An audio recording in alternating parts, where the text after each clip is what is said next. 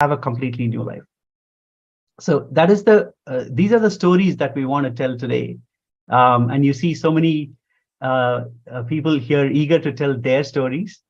I want to start with Dr. Prema Kodandaraman and her husband, Sri Nithya Natarajananda. And both of them are going to share their stories on their journey with Swamiji, how they came to meet him, and how his presence in their life has transformed them. So first I'll start with Dr. Prema. Dr. Prema, you are Nithyanandam, so nice to see you. And you've known Swamiji for a very long time, and you're a doctor, and you're an extremely successful doctor. So one thing we want to know is how Swamiji's teachings about Hinduism and related to Hinduism, his teachings about health and mental health and understanding, how that has evolved you as a doctor and how it has helped you be a doctor. Can you say a little bit more about that? Yes, Nithyananda. So, when I went to medical school, fellowship, came to US, did my training and fellowship, almost I spent about 14 years. Mostly I was practicing medicine only with my intellectual learning, like from the books and from the knowledge we gained through our training. But once you get to know Swamiji and doing the programs and listening to him about health and everything, you yourself become a miracle to yourself, like the wisdom inside growing about health and everything. It changed the whole even understanding of health of the people, like understanding like how what's medicine is, like the way you practice, the way you approach, the way the diagnosing, treatment, everything is totally different. And the work, like it becomes so effortless, and so many things, like so many incidences I want to share, like sometimes before you do the protocol to treat patients, but once like with Swamiji's this energy and always like you even without you getting the test or lab results or ultrasound, you have that body scanning skills, like you diagnose, you treat, and it's like a effortless work has become very effortless. And even the patients, they feel the difference, like not like just a regular doctor giving a prescription. It's more than that. It's like not just knowing what my specialty is. It's more than, even if a patient comes not with the gynecology issue, like I can say she has a thyroid problem, like she has. So it's like the wisdom grown inside by being with him and knowing about health. It's not through the training, it's more than what the colleges and the universities teach. So that it's different. Great, Ma. So I know you've been with Swamiji for a very long time, and can you say something about your journey to being a Karta? You're already a Sarvagna Pita Yajaman. Can you say something about how your journey to being a Yajaman and then your journey to being a Karta has enriched your life? How has that changed your life? Yeah. I think each time, like you want to become a Sarvagna Pita, that all the patterns about money, like holding on to it, are insecurities, and what about tomorrow? What about my kids? What about everything? So then the minute I think of Swamiji, I can give anything to him, like, okay, it's just a small amount of money. Then I always go through that conflict. Once okay, it's let me contribute. And then so once you do it, and as I see that whatever you're giving, like as always, Swamiji doesn't need anything from us, but what comes back is like more than 10 times or 100 times, or you cannot measure it. So when I wanted to be a Sarvanyapida, that, how my mind was restricted, my cognition was restricted with the money. Once I get liberated from that, what I am creating now is 10 times more. And I don't have those. That's permanently, that karma is permanently removed from me.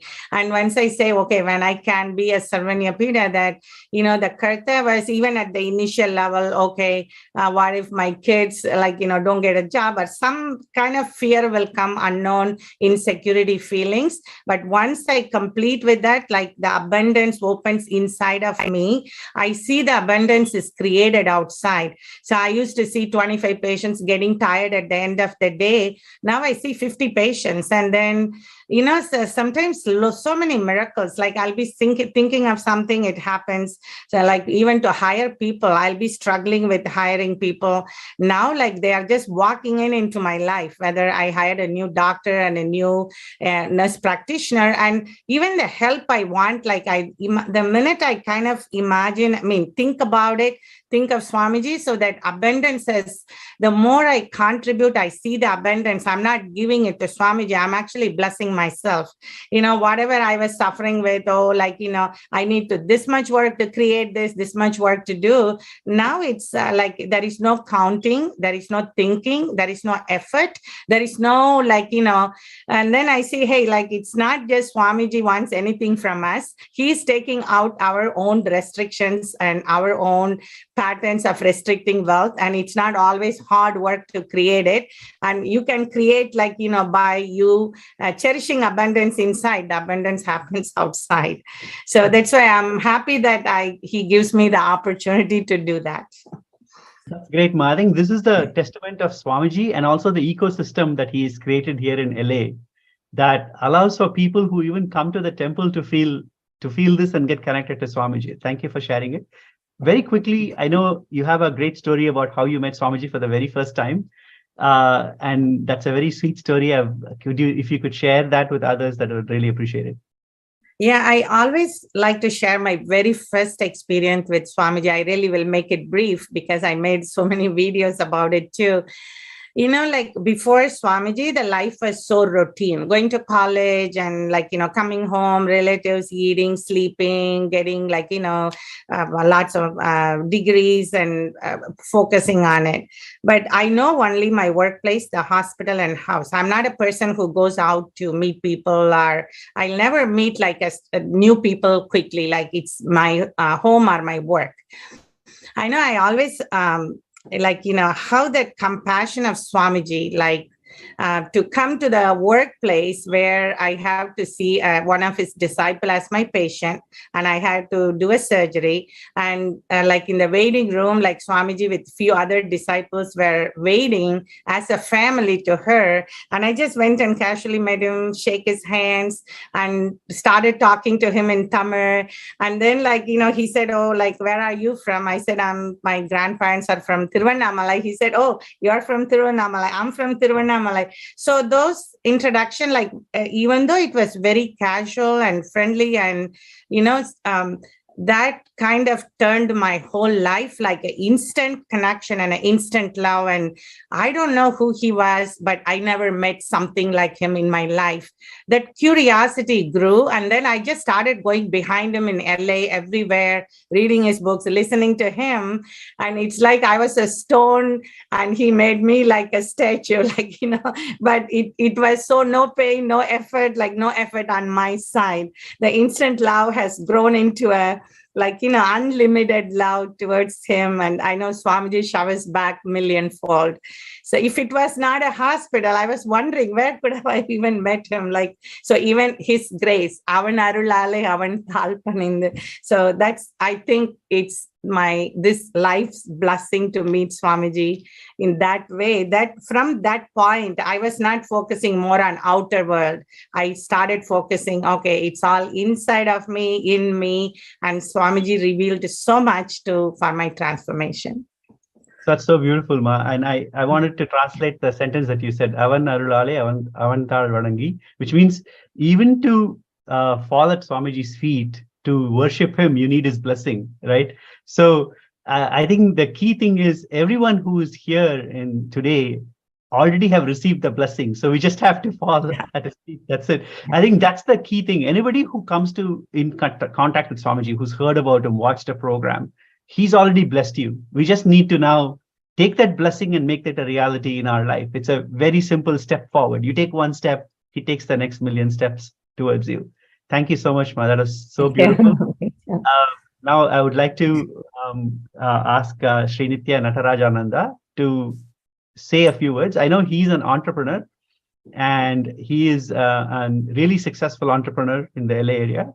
And Aya, can you say a little bit about your journey to being an entrepreneur? Maybe we can start with your journey to being a Hindu first, and then we can talk about your journey to being an entrepreneur. If I might add here before Sri Natarajananda starts, he is also the force behind Dr. Prema Kodanraman. While she's the doctor attending to the patients, he is the person who takes care of all the other sundries, all the other aspects of their business and things like that. So together they have a beautiful journey with Swamiji's blessings. Yes. I would definitely say that because of being with Swamiji, we definitely are a force behind each other. I mean, how much he had contributed for me to change also is tremendous. Yes, we've been behind each other, supporting and being part of this beautiful journey with Swamiji. Yes. Like Muktika was sharing at the beginning, I also grew up in a Hindu family, but my formative years, I was agnostic, being part of the Dravidian movement, didn't care about, because nobody has introduced me to Hinduism, right? What it means.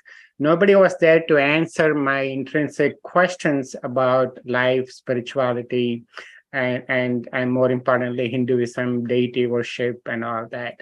And but I was like any other kids growing up in India. You follow your parents, but you were not at the being level connected, because you didn't at the intellectual level understand the context, what it means to be a Hindu.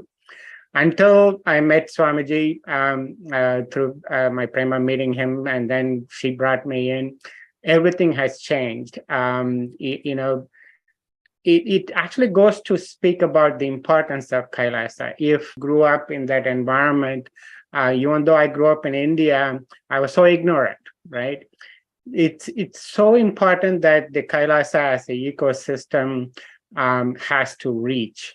And everything we could do in our capacity, with our time, talent, and treasure, to ensure that happens is our number one priority in life. Just okay, what does that mean to not only understanding Hinduism, but once I started imbibing his teachings, his cognitions, how I changed all my patterns and started manifesting.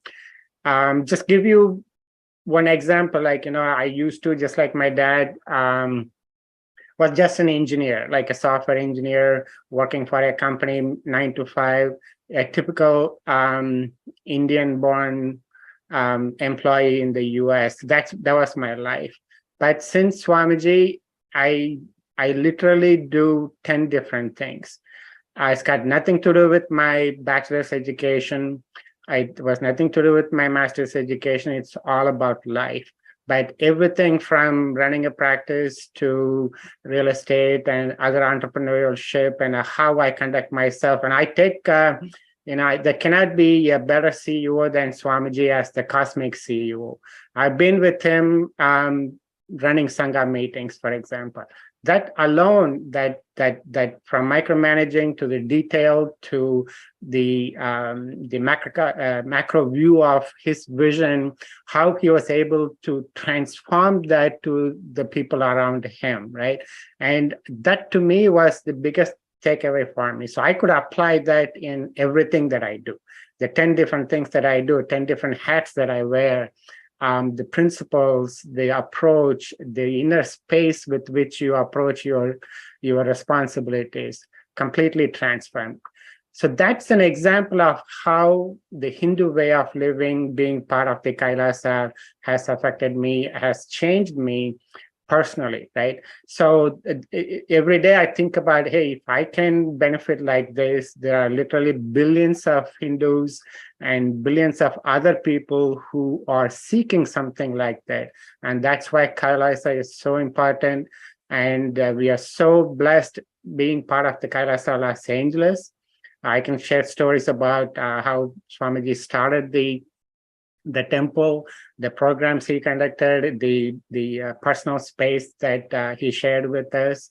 Amazing journey, and I'm extremely blessed and full of gratitude for how he had transformed me personally. Yeah.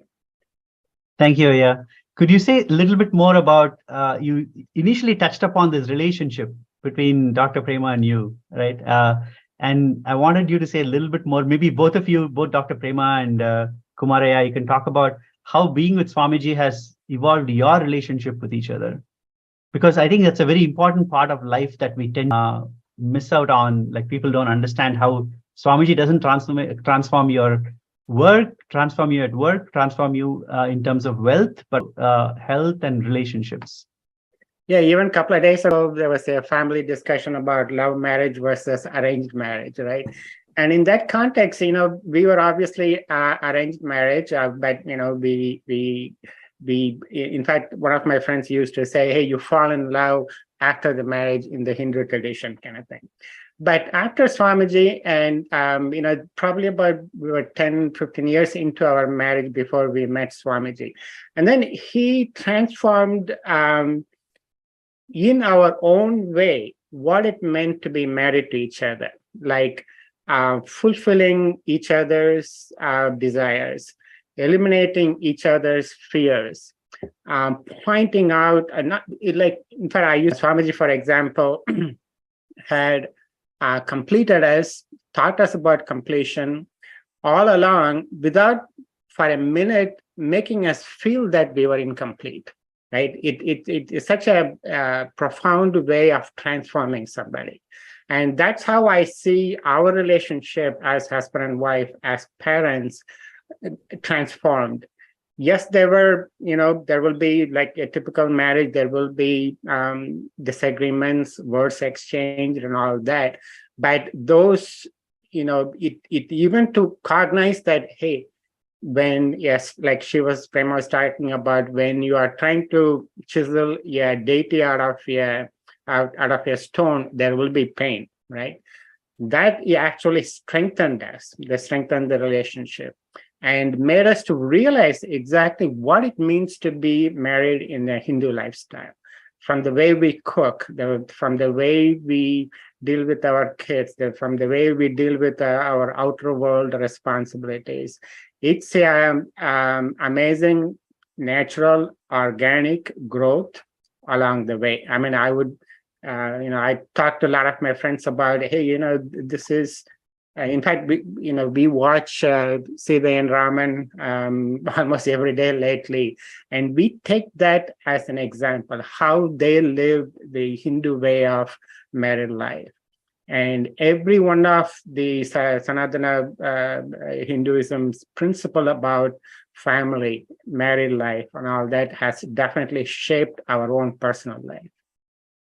And I think to add there is, being part of the ecosystem, how that has evolved all this for you, right? Can I say a few things? Yeah. I think before it's unconscious, insensitive, emotional, attachment, expectation. Once Swamiji comes, the signs of completion. Now it's selfless, loving, no judgment, and accepting. And it's like the completion science helps every family, like dropping our own expectation of, I think Swamiji's earliest video will say oh, you don't cut the other person for your expectation. It'll have pain and bleeding. But you are, by being sensitive, loving, you accept as it is. And then there is a flowering of like understanding and loving, but no expectation, no attachment, nothing. It's just pure love and helping their journey. And it's also living together and understanding that each one is there for their own purpose and own life, and understanding life as a bigger, not in a selfish way of, but in a bigger thing. And then usually even with my daughters, with my everything is has changed, and it's all Swamiji's blessing, the signs of completion. It's beautiful. Mom, Prema and I would like to ask you all, how are you feeling enriched by living in this LA ecosystem that Swamiji has created for all of you all? And how is that journey been? See, LA is our family. Like in LA, temple is our being, our soul, where Swamiji lives, where Swamiji's energy is. I think like I feel all our LA Sangha is more than anyone else. It's like a cosmic family. And no matter what, like you are in the outer world, what you feel sometimes, like, you go back to temple, it's like an instant charger, like instant enthusiasm. Like, you can't even compare. To be very lucky to be in LA and to be part of our temple, and to LA is like, gave us a lot of miracles, to meet Swamiji, to be seeing him physically for a long time, and then to be part of our temple. And we have the great, like, the Mahant and Sri Mahant and like all our devotees, like, it's such a beautiful ambience, like Vada Varna for us to continue to live Swamiji's tattvas. Beautiful, Ma. One thing I want- would you like to share your experiences and how are you feeling empowered by living in the ecosystem that Swamiji has created? Actually, being part of the LA Kailasa over the years, it extended my, what I previously talked about, taking ownership of something and taking it to completion, no matter, whatever failures that comes along the way. That the enrichment that happens inside myself to take on tasks that you wouldn't even dream about taking on before. The renovation to when we install the new deities, how we were able to manifest so many things. It's just like 0.5% of what Swamiji did when he initially started the temple. But what I clearly recall how me being part of that effort allowed me to go beyond my limited view of what my capacity was, what I am capable of, what I'm achievable, what I could achieve. All that broke. I could deal with, the day laborers on Home Depot, all the way to collecting funds, to, working with the crane operators to install the deity. It's an amazing transformation within myself, and I see that every day. So every time we go there, you walk in the door, you feel like, hey, I'm home again, kind of thing. So that's the kind of Vadavarana that temple carries. That's beautiful. Yeah, I remember, like, in LA, I met Swamiji like a teenager. Like he came in and like very easy, and how he put all his time, energy so close with devotees. I have so many doctor friends, they share that he visited their house, and like many people in Arcadia and Pasadena. And also like how in Duarte, the ashram, we all will go, like Swamiji very casually do rituals there, homa there, and just you can see him close by. And even Puja Divya, that when Swamiji is at temple, they will go 10 times to get his hugging. He will hug and bless and buy his books. And I know Swamiji's vision for LA Sangha. It's the Western headquarters, and it's the second Bidadi, it's and we know like personally that how Swamiji spent so much time in LA Sangha and the deities and Prana Pratishtha he did. And we are so blessed to see from the seed and to grow. And it's like, I know that the LA is going to be like, is the one of the real, the world class temple, like world class, how do you say, extension of our ability. So by being part of it for a long time, then I do wish like every one of the whole world to be benefit by that. Beautiful. Sarvanyapita are the establishments that are created whenever you see a decline in the way the Sanatana Hindu Dharma grows.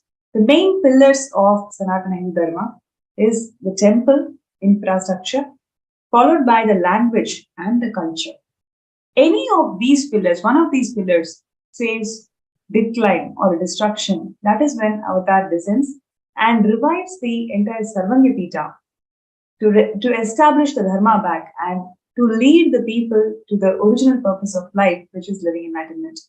And Swamiji has revived these Sarvanyapita. On the one hand, Swamiji has revived all the ancient kingdoms, Hindu kingdoms, 21 Hindu kingdoms Swamiji has revived. And on the other hand, Swamiji has established these Sarvanyapitas across all the different places in the globe to revive the Sanatana Hindu Dharma and inspire, empower people in the science of living enlightenment.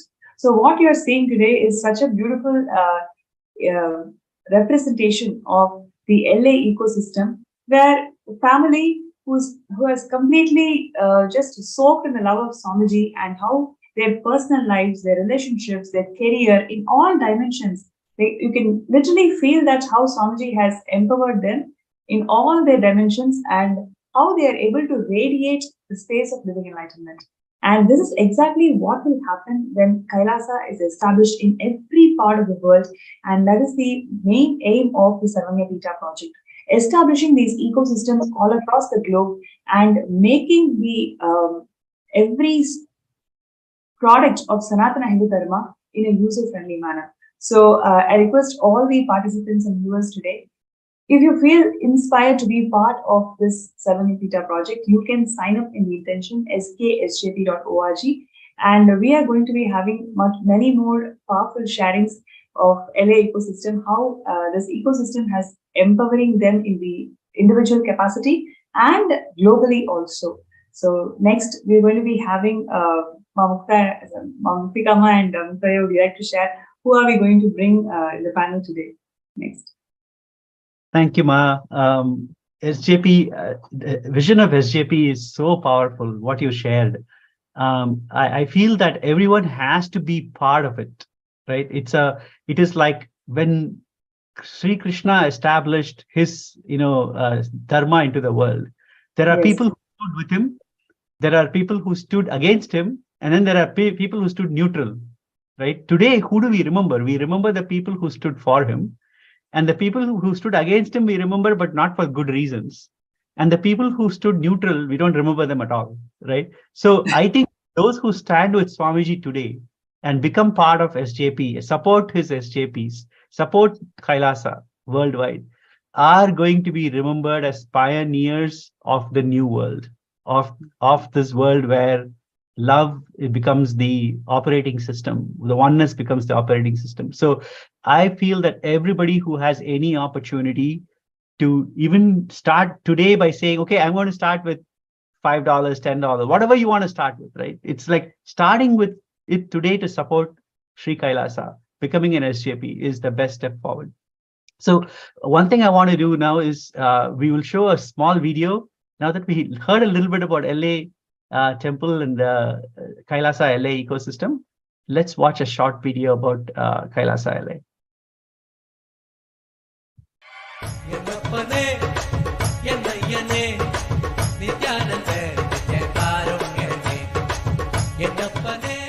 Inaugurated in 2007 by His Divine Holiness Bhagavan Sri Nithyananda Paramashivam, Nithyanandeshwara Hindu Temple Los Angeles is a growing spiritual ecosystem in the United States. As Tirtha Sthalam and Punya Kshetra Nithyananda Sangha, this temple is the home of more than 50 deities, including some of the largest murtis of Rajarajeshwari, Venkateshwara, Sadashiva, and Parashakti. His Divine Holiness himself performed the Prana Pratishta and Kumbhabhishekam rituals during the temple's inauguration in 2007.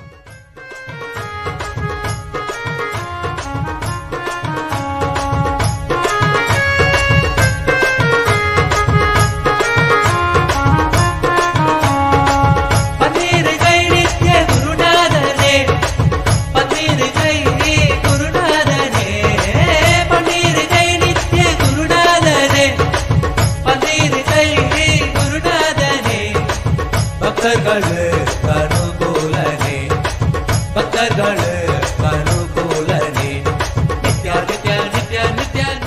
the blessings of His Divine Holiness, the LA Sangha has continued to maintain the temple rituals for the past 12 years, including offering daily Abhishekam to Sri Nithyananda.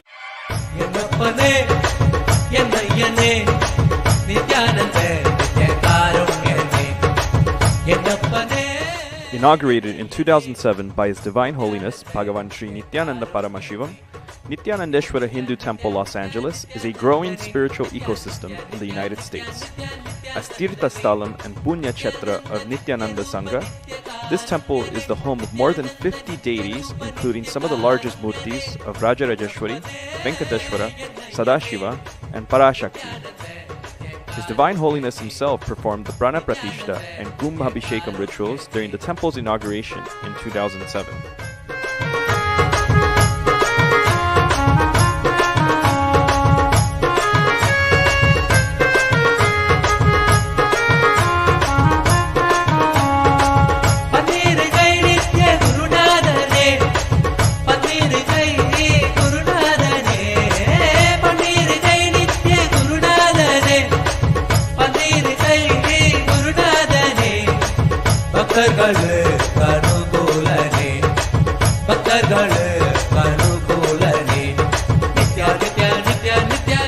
With the blessings of His Divine Holiness, the LA Sangha has continued to maintain the temple rituals for the past 12 years, including offering daily Abhishekam to Sri Nithyanandeshwara Paramashiva Linga, observing major Hindu festivals such as Mahashivaratri, Kartigai Deepam, Navaratri, Diwali, and many more, while also performing homas and other services typically offered in Hindu temples.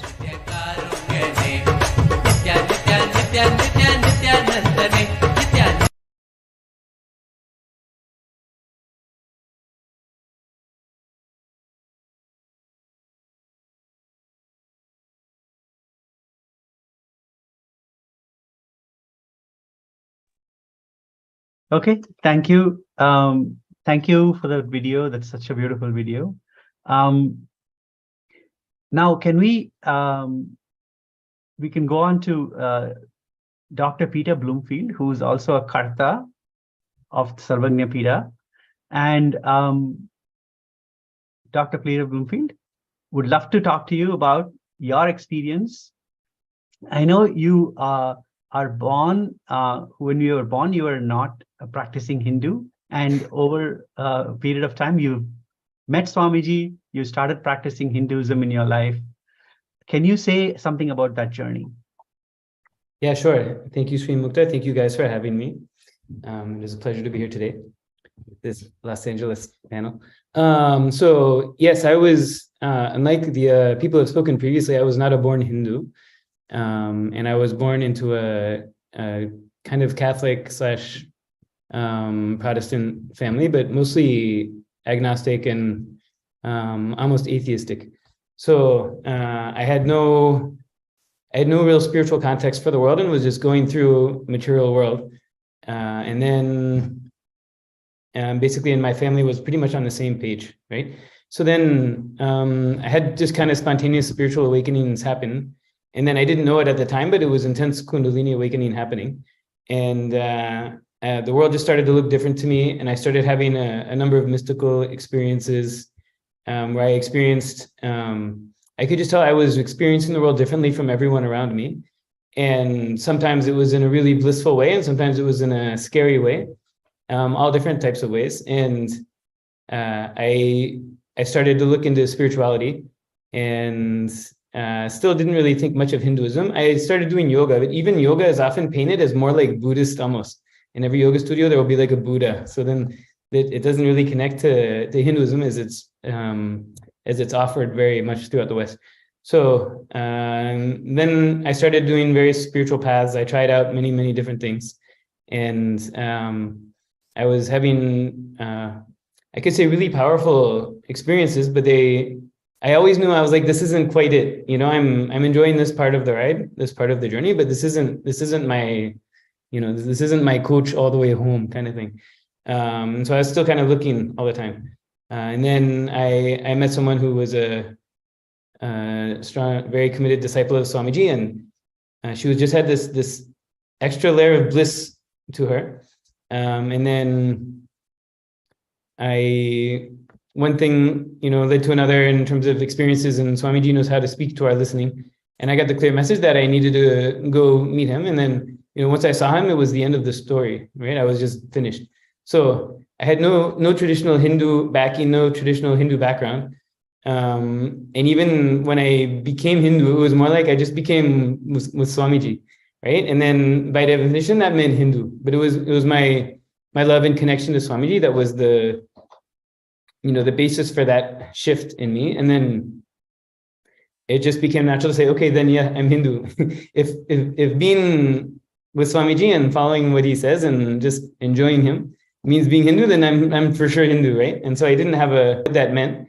But then as time has gone on, I've read a bunch of books. I've studied the Puranas. I've had experiences with the deities and all that, and I've really gotten a very clear sense that the experiential reality that is pervading and permeating the world is taught from Sanatana Hindu Dharma, and that it's the ultimate, it's the ultimate way to relate to the world and the existential reality. So it was a very big shift for me. And even at the hospital, when I'm working, even when I'm not wearing these things, people know I'm different. And part of it is the accent, and they try to put like where are you from? Like, what are you about? And then part of it is just the way I talk and the way I relate. It's just so different from how other people are relating. And then they're like, so like, what are you? Right? And I'm like, oh, I'm Hindu. And they're like, oh, really? I didn't know you could do that almost. Like, that's like shocks to their system, right?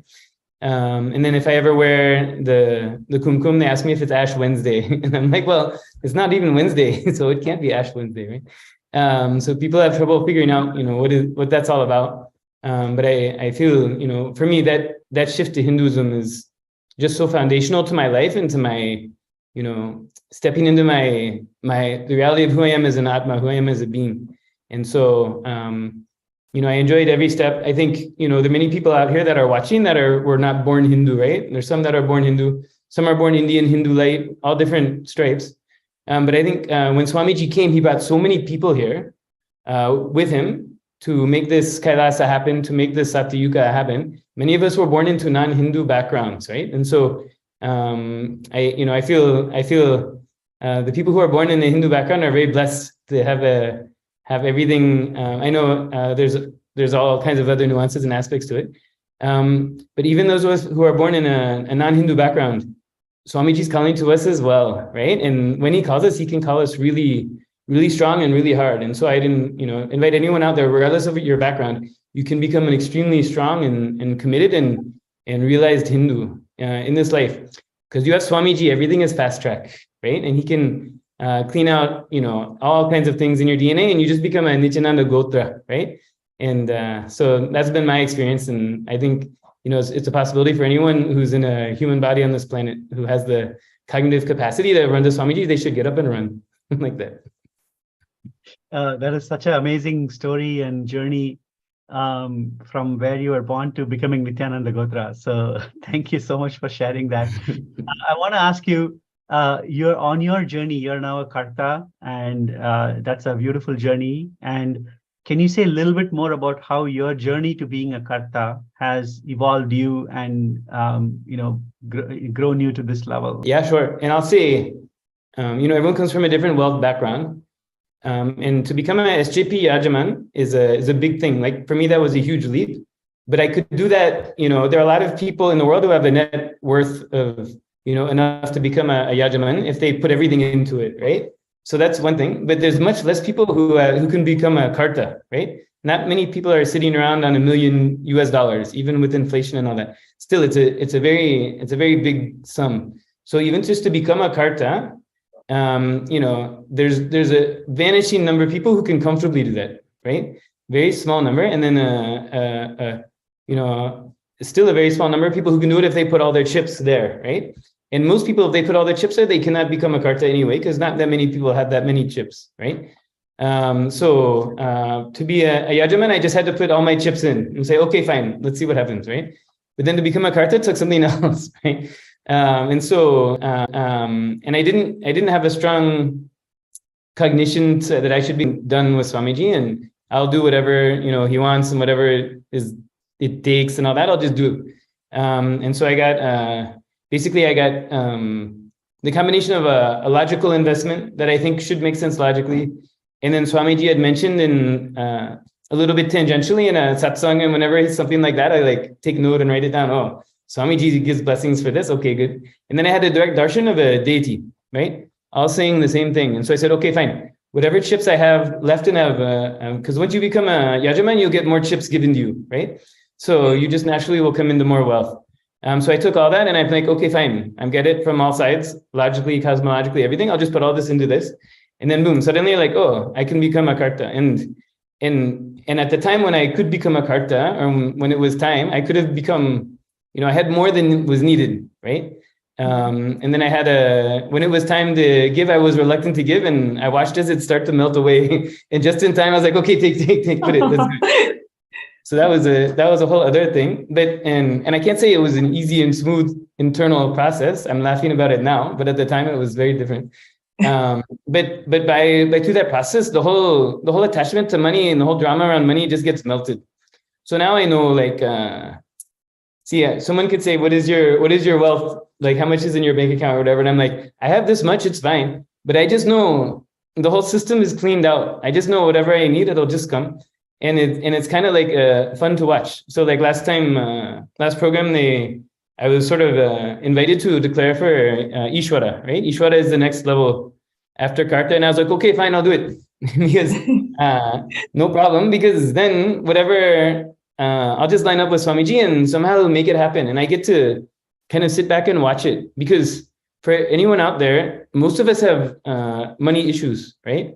Most of us are born with intense fear around money and all that. When you line up with Swamiji and you promise it to Swamiji, then it just has to come through, right? It'll come through for that reason. And then when you give it, all the things just get cleaned out. And then you just know you can manifest as much money as you need, and the whole money becomes no drama. It's so counterintuitive to the Scrooge McDuck mind. But like the best way to have no fear about money is just give it away. Then suddenly you're like, okay, it's just there. I have nothing to worry. Actually, I would like to add to what you're saying, Peter.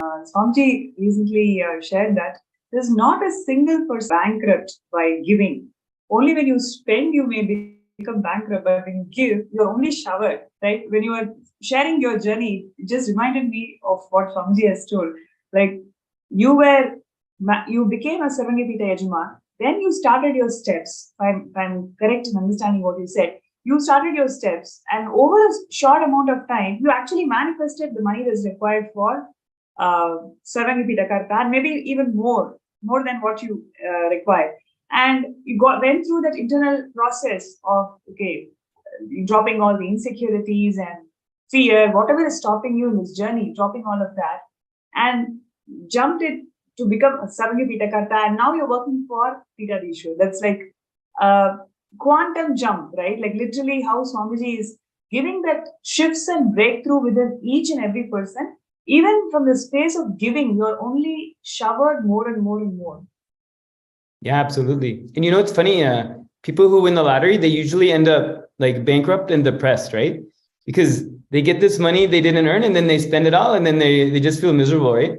Whereas when you sign up to be a SJP or a Karta, then the money will come to you, you'll earn it one way or another, and then you'll give it away. It's the complete opposite, right? So you end up, you may not have all this money in your bank account, but you have complete freedom around money, right? The people who are given all this money and then they just blow it and waste it, right? Thinking it'll make them happy. Instead, they end up unhappy and broke too, right? So, so when you're in the space of giving it away, you end up, you become like this, just like they talk about a magnet, right? You just know the wealth will come to you. Then you have complete ease and freedom. It is such a gift. I know it's hard for me to say now after the conversations we had about a year and a half ago, but it's such a gift to give it away. It really is. It really is.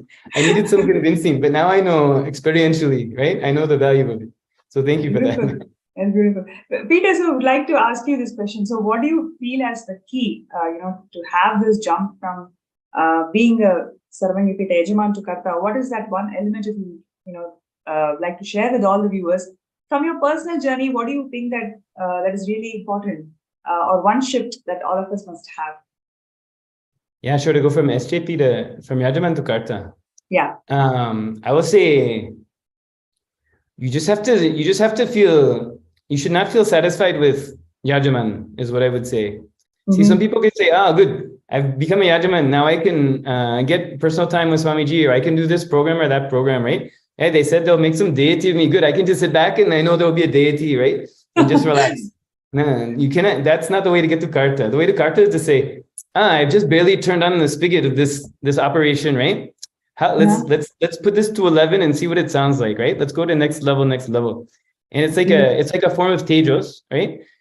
Just like I want to continue to expand, right? And I have a complete excitement. So you can sit back and relax. Even if you're just Swamiji's disciple, you can say, I'm just going to relax, and when I die, he'll come whisk me away to Kailasa, right?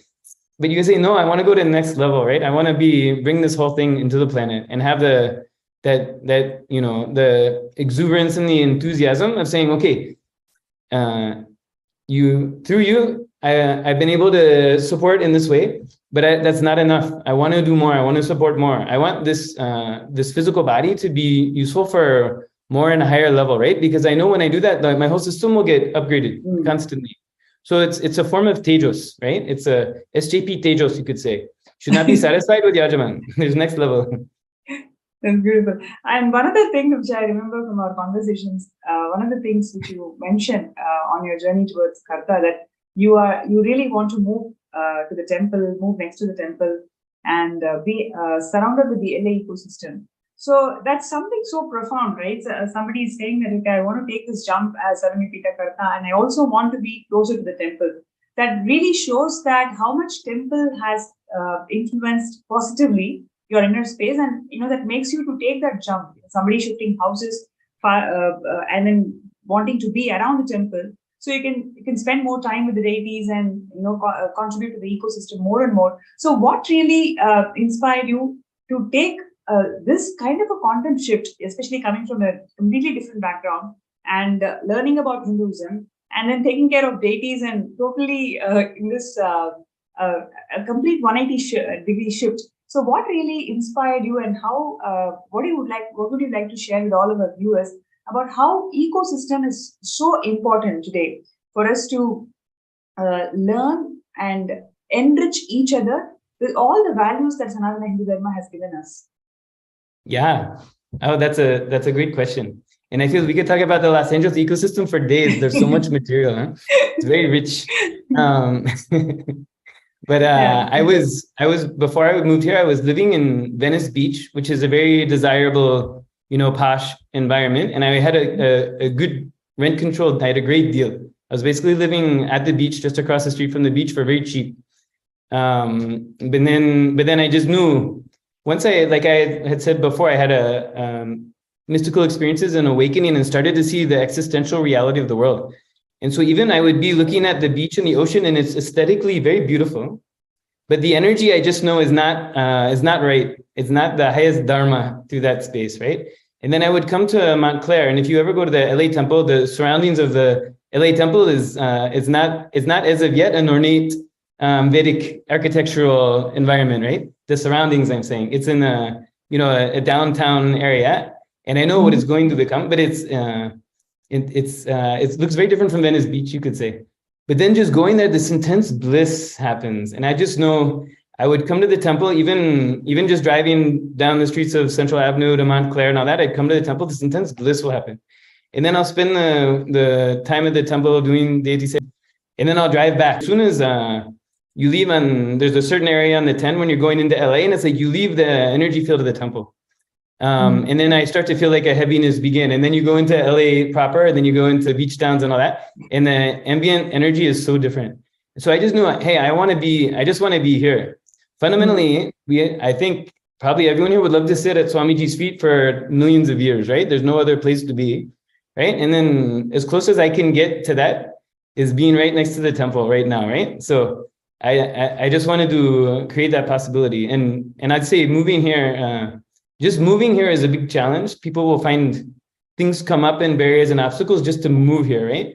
So you have to overcome all those. And then once you move here, then adjusting is a whole other thing, right? And it's a very strong energy field. It's LA Arunachalam, right? So it's the fire, right? And so all kinds of things get burned and all that. And then I really feel the last few months, I'm just very settled and very blissful and excited here. So yeah, I would encourage, for anyone watching, go to the ecosystem that you can, right? Go to wherever as close to Swamiji's feet as you can get, right? If it's Bididi, that's fine. If it's Trivandrum, right? If you're in the US, then Los Angeles is just an amazing, strong place to come. And actually, we're really beautifully coming together. I can feel the alchemy has been happening. And I really feel 2023 is a breakthrough year for us. So it was a big jump. It was 2021, mid 2021. I was doing them both, right?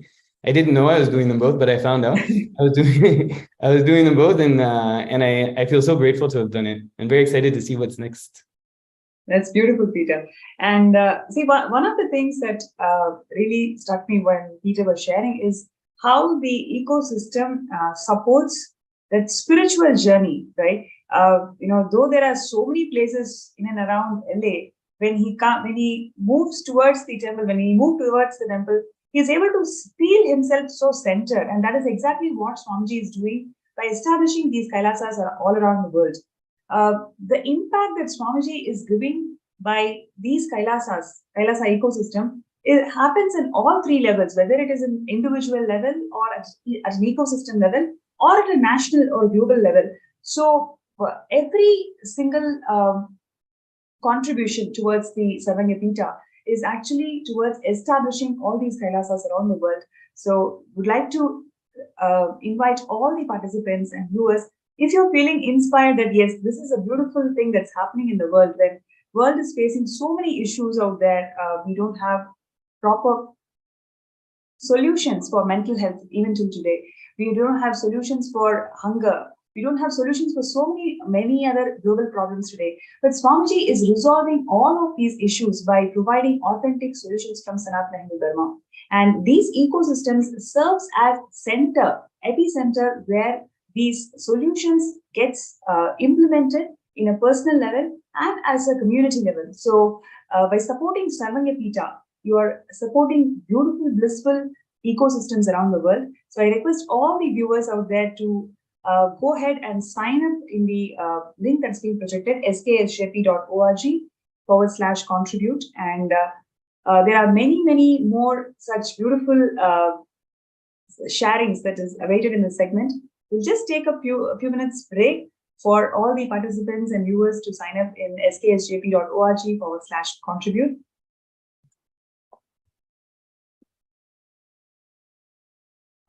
And if you have any questions towards LA Temple, or how do we become part of LA Temple, and what are the things that you can learn if you want to visit LA Temple, all these questions you can also post them in the NPSM group that's been projected in the window. You can actually, the QR code is being projected, so you can scan the QR code. You will be led to a Facebook page, and you can post your questions. And we have Ma Muktika and Sri Muktaya who are here, and they can directly answer your questions. So all your questions and feedback or whatever comments you have about LA ecosystem, feel free to post them in the group, and we will go through all your comments. One thing I wanted to say is, Peter,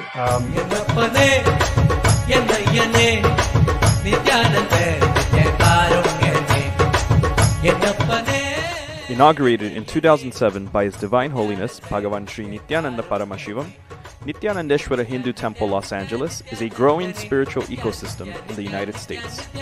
As Tirtha Sthalam and Punya Chetra of Nithyananda Sangha, this temple is the home of more than 50 deities, including some of the largest murtis of Rajarajeshwari, Venkateshwara, Sadashiva, and Parashakti. His Divine Holiness himself performed the Prana Pratishta and Kumbhabhishekam rituals during the temple's inauguration in 2007.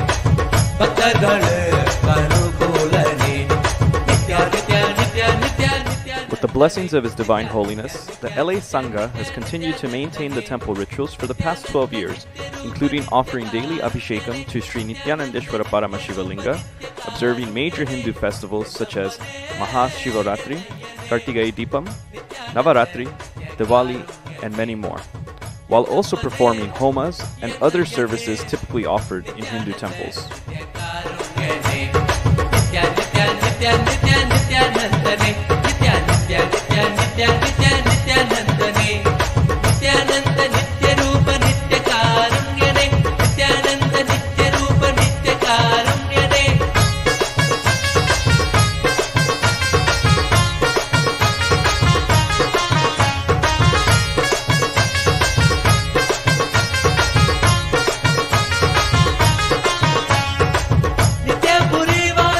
The temple also hosts a variety of events throughout the year that contribute towards the enlightenment ecosystem.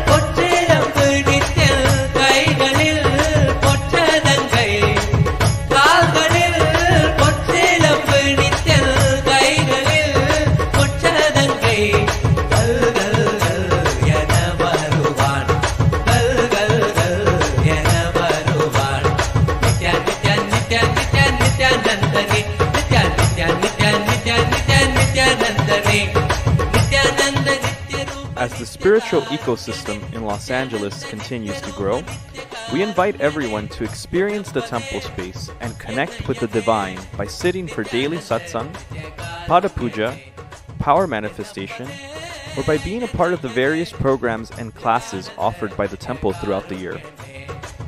As we look towards the future and realizing Swamiji's vision for Los Angeles to have a temple that is fully agamic and a hub for power manifestation, we also invite you to contribute towards the realization with your time, treasure, or talent.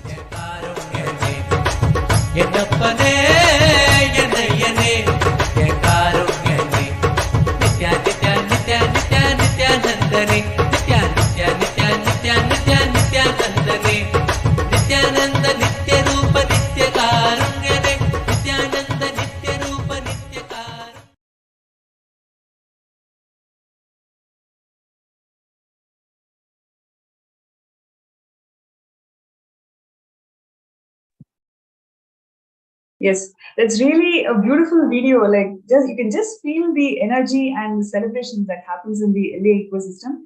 And we have here Sri Muttaya and Mamuktika, who are joining with us today, sharing many such beautiful events that's happening in LA ecosystem. So I request all the viewers, whatever questions you have, whatever comments and feedbacks you have, you can post it in the MPSN group that's being flashed on the screen now, and we will get to the get to those questions, and they're going to answer live. So can we take a look at the FB page?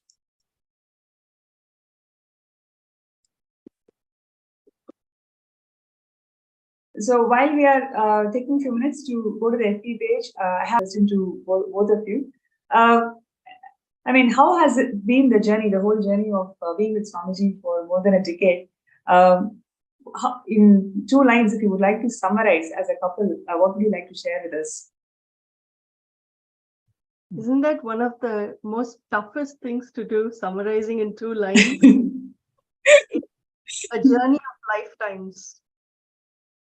Somebody asked me, what have I gotten? I think I have achieved my connection with the cosmos by being with Swamiji, and having the cosmos, Swamiji himself, as the center of our relationship has made the relationship even better, even tighter.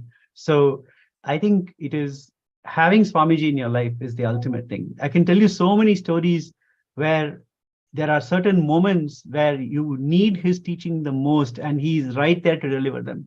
You're sitting there with him, and he tells you some truth that transforms you tremendously. I know we don't have much time, but we want to tell one story where we were both with Swamiji on our journey to Kailash. We were actually in Nepal, and we had stopped there for a few days. This was which year, Aya? Sorry if I may. 2011. Okay, 2011. Yes, got it. And Mahamuktika and I had gone on the trip together, and that was the first trip we were going on together with Swamiji. And for me, I had felt that if this is a spiritual trip, we should behave like as if we are individuals going on a trip, not someone who's going together. So I would tell her, don't sit next to me in program. Don't sit next to me on the bus. Well, when we go on a boat, we used to go every day in Lake Feva. We were there, Pokhara, for like 7 days. Every day we would all go to do Pada Puja together with Swamiji sitting right in front. Then we would go to the lake, and Swamiji would get on a boat. He hired 10 boats.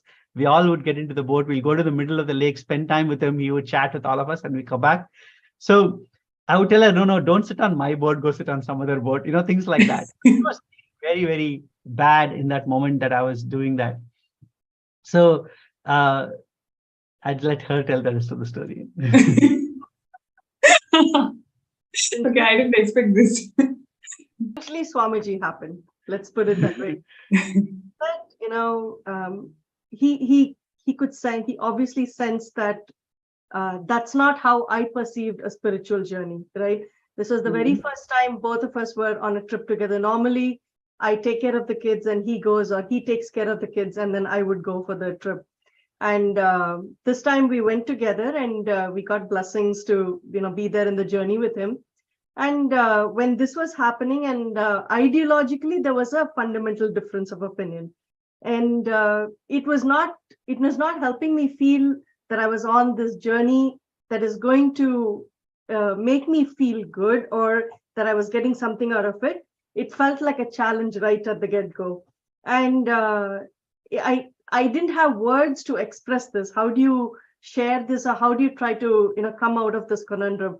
And during one of the meditations that we were doing in front of Swamiji, he was putting us through meditations. And at that time, towards the end, there is a part of gratitude. And in that part, I just had tears pouring down because it was so overwhelming that I just couldn't take it. I said, Swamiji, can you do something to help? I don't know what to do in this situation.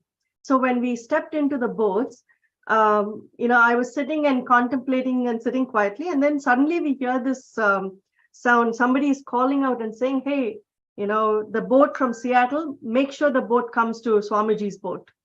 And at that time we were in Seattle. And so we went close by.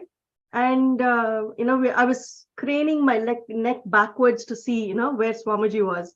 And then once we got closer, he was sitting, I still remember how Swamiji was sitting on the boat, and, he had his hand, under his chin, and he was looking outside. He was looking at everybody. He was looking at the entire space. And then, he said, at that time, my name was, Paramatmika. And so he said, Ma, you've been looking for me for so long. Come on, tell me what it is. The first thing that actually struck me at the time is, is he saying I was looking for him, right? Is it now? Is it in the past lifetimes? The first thing that struck was, oh my God, how long have I been looking for him?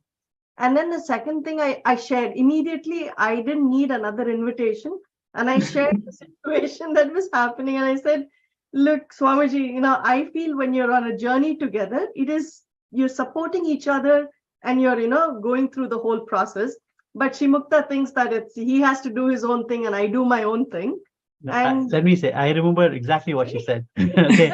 I remember word for word. Basically, she said, is spirituality a journey of aloneness? That's what she asked. Is spirituality a journey or? Of aloneness. Okay. Swamiji said, look, the very last step of enlightenment even I cannot come with you. You have to walk on your own. That last step you have to take on your own. But till then, I am there with you to the last step of the journey. And there is nothing wrong in sharing the journey with somebody. That's exactly what he said. And I was completely surprised by that answer, because I thought Swamiji would say, no, be alone. That's the right thing. But then I asked Swamiji, is it okay to hold hands on be in a romantic mood on a spiritual journey? Then he turned to me, looked right in my eyes, and he said, Mukta, is your spirituality so fragile that it'll break by holding hands? And such an amazing question that he asked, and it was completely broke my idea of what being spiritual is, what life is.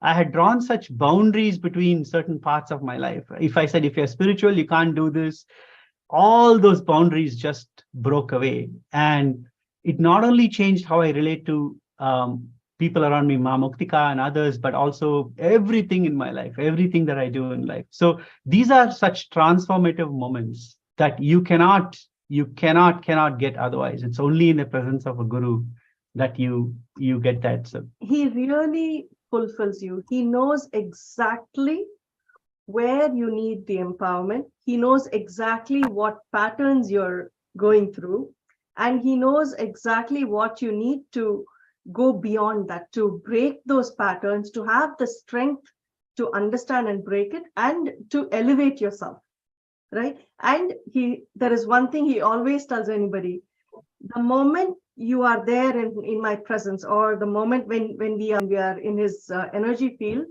and we accept him as our guru, right? He is responsible for us. He takes us all the way through to enlightenment. There is no letting go.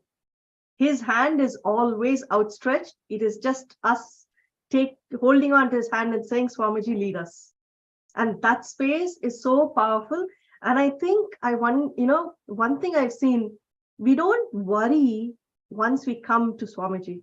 That's one of the most fundamental shifts I think all of us have. It's as if we're so relaxed that somebody else is like a cosmic being. The avatar is doing the thinking for us.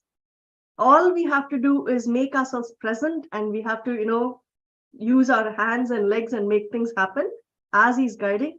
And it's such a blissful process. I don't think we've worried much about our kids. We've not worried about anything much, It's been a flowing journey, and as and when our patterns come, or as and when there are impossibilities, he shows us how to overcome. He shows us how to get into the right space, what cognitions to think through, how to, become more mature in our understandings. So that's the beauty of the journey so far.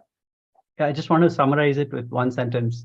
Normally Swamiji says, people think that I'll take care of my family, Swamiji will take care of Sangha and Hinduism. He says it's the other way around. If you take care of the Sangha by supporting, like being as SJP, like that, then I will take care of your family. And what I feel is he can take care of us and my family much better than I can.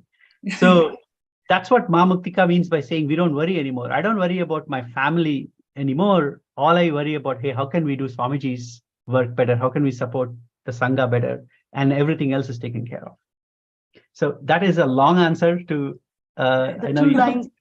But truly, it was so beautiful. And the two punchlines that Swamiji shared, it is so apt, so wordless, but it can bring that lifetime so powerful what you guys shared here, really. With the same spirit, would like to call out for all the people and all the participants and viewers out there. What Swamiji is doing to the world is something so profound. Each and every being, the whole Kailasa, what we have today, is formed by Swamiji's intense hard work and extreme compassion and love for humanity. Like what Mukta and Muktika Ma shared today as their personal journey and their transformation. Like this, Swamiji has transformed and given a personal impact to so many thousands of people. And it is not just an individual level, the whole impact lands in community, as a community, through this ecosystems in Sarvanya Pita. So when you become part of Sarvanya Pita, you are part of this change that Swamiji wants to bring in the entire world. So if you feel inspired and if you really feel that, yes, this is something which you want to do in your life, be part of this change and bring that happiness, true happiness in the world, sign up in the sksjp.org/contribute. And now we can get into the next segment of this show today. Aya, who are we having in the show next? Thank you, Ma. One thing that you said before we went with the previous, after Dr. Peter had spoken, you talked about how Swamiji is transforming so many different aspects of this world. Yes. One aspect that is very important is youth. And the contribution Swamiji has made to youth, how young people can step up and to the next level. One thing I always think is, how would it have been different in my life if I had met Swamiji when I was much younger, right? And so I look at the youth of today who are connected with Swamiji, and I envy them because they have had exposure to him such a young age. I want to invite two people, Alejandra Ruiz, and then Suhas, who are a very core part of the volunteer group here, who are doing an amazing job. I want to start with Alejandra. Alejandra, I know you are a great volunteer here and very close devotee of Swamiji. But again, just like Dr. Peter before, you are not born as a Hindu. You became a Hindu in your life. So tell me a little bit about that transformation towards Hinduism, and how you met Swamiji and how you came to be a Hindu, what it means in your life. And thank you so much for having me. Yeah, so as mentioned, I'm not a born Hindu. I grew up in a more Catholic background, and I didn't really have a good sense about religion or spirituality at all. I didn't really know what it meant to really connect with God, but I knew in my heart that was something that I was always looking for. It had gotten to a point where I was seeking for that. I was seeking to fully understand what does it mean to be with God, connect with God, and how to bridge that connection. And so it took a little bit of a time for me to figure that out. And it unfortunately had to lead through me going through a deep depression. So I had gone through a really deep depression, not knowing what was the purpose of my life, even questioning the purpose of why I should even exist. Why am I even here living? And so that deep depression also brought a lot of anxiety to my life. So I was living with a lot of anxiety. Every day I would wake up almost like super nauseous, to the point where I was always like throwing up in the morning due to anxiety. And so I was realizing that I didn't want to live that way anymore. I was tired of having that suffering, that anxiety, that depression, and I wanted something more from my life. So I started to learn about meditation. And so I wanted to learn how to meditate so that I can calm that anxiety. And so through Ezekiel, my now husband, he was teaching me how to meditate. And so through that process, he was talking to me about Swamiji, and he did like showed me his videos about completion. And so through that process, I felt really connected with Swamiji. And so I didn't know who he was or what he was about or anything, but whenever I would see his videos, I just felt really connected to him, and I would just start weeping. My eyes, I would just cry and cry and cry. I used to watch a lot of oneness capsules. I didn't even know what that was or what it was for, but I used to just watch him, and I used to really like them, and I would just cry there. And it was just such a beautiful experience and just an instant connection. And so through that experience, I realized I wanted to explore more about Hinduism and what it was about and how I can get more connected. And so at that time I was living in Oregon, which is about 1,000 miles from where we are now, right? Near Montclair. And so I was in Oregon and got to do the Paramashivam level 2 online. And so after that, my whole world changed after that. I feel like I finally realized what it means to connect with God, Paramashiva, right? And to feel that oneness experience. And my life was different after that. Now I was like understanding that I wanted to center my life solely around it. Became the main pillar in my life that I knew I needed to strengthen. And so through that experience, I recognized that I needed to move closer to the temple and get as involved as possible in the spiritual community. And so I decided to jump, right? It was scary for me. I didn't have a job lined up. I didn't have anything. So I didn't know what I was going to do, where I was going to live. But I decided to do it anyways. So I moved out here, and it did take me like a couple months to find a job.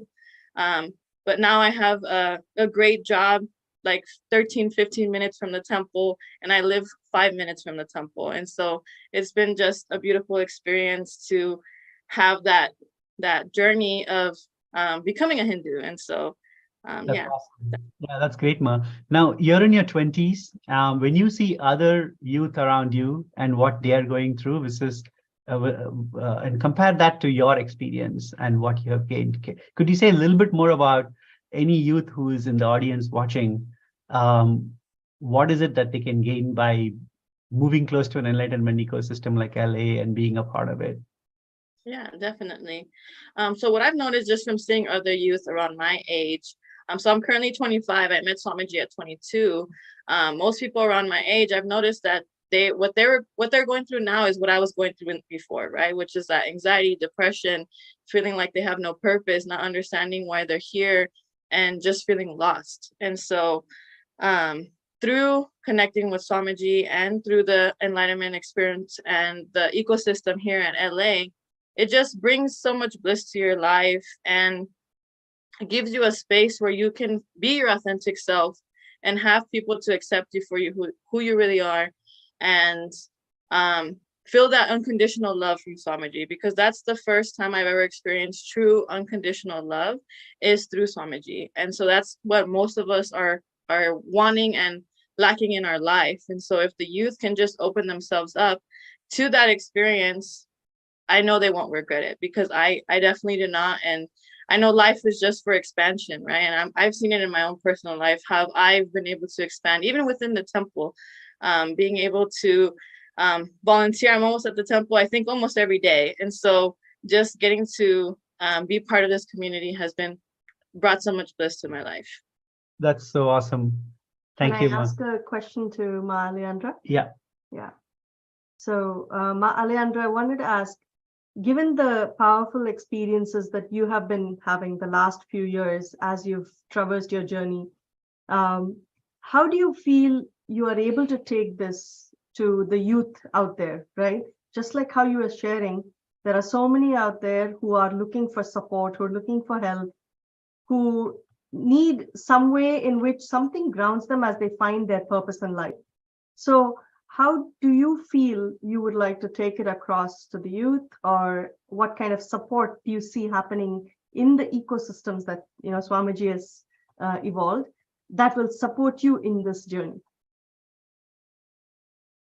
Yeah, I mean, I think I can see there being maybe like a youth group at the temple being started or something like that, which is something that I've been interested in myself, just like being a youth leader, showing for other youth how they also can be youth leaders, because that's how it starts, right? You see somebody and you get inspired and you're like, oh, I want to be like them, right? And I think me starting to now teach the Learnings from Living Enlightenment class, right? That's an introduction. And as to me as a youth leader, I can bring in more youth and share with them the Swamiji's words, right? And being able to bring that experience to them as it's happened for me. And so I think it's definitely also maybe going out into the community and going out to places where youth are currently hanging out, colleges, anywhere, right? Where they're just hanging out, or meeting them where they're at, so that we can bring them in, because I definitely think it's something that all youth should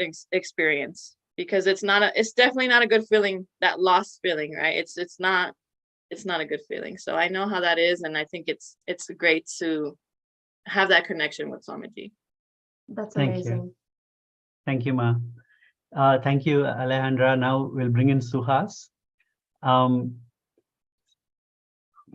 Suhas, so I wanted to ask you a question. So I know that when you were, Suhas is our son. So when he grew up with Swamiji, and of course he came with us to a lot of different programs, starting from a very young age.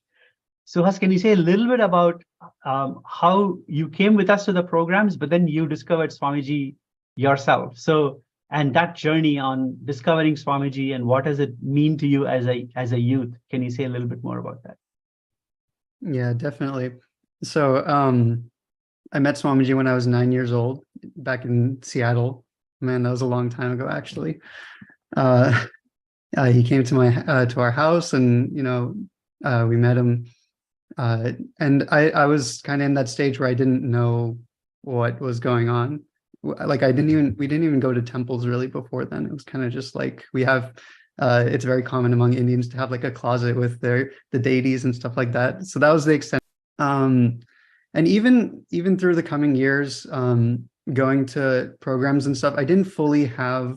I kind of got like a small understanding of maybe like ego or something like that, but I didn't fully have the context of what benefit I was getting.